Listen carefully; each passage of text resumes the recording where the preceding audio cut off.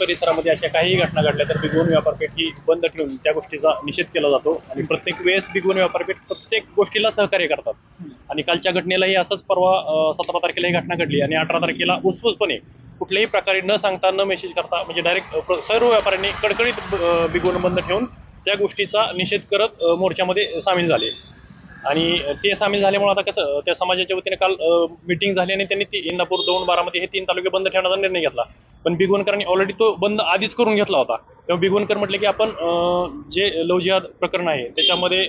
कायदा लागू व्हावा म्हणून त्यांना ज्या सह्या वगैरे लागतील ते आपण देऊया, आपली व्यापारपेठ आपण चालू ठेवूया. कारण का परवा बंद ठेवलं, आज बंद ठेवलं तर आसपासच्या परिसरातील लोक असतील, कामगार वर्ग असेल, ह्या सगळ्या गोष्टींचा विचार करता बिगवण व्यापाऱ्यांनी निर्णय घेतला की आज बिगवण व्यापारपेठ चालू ठेवूया आणि पीडितांच्या पाठीशी खंबीरपणे उभं राहूया.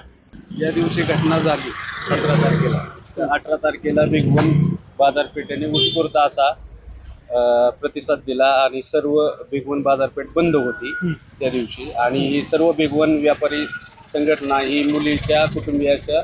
सदैव पाठीशी राहील.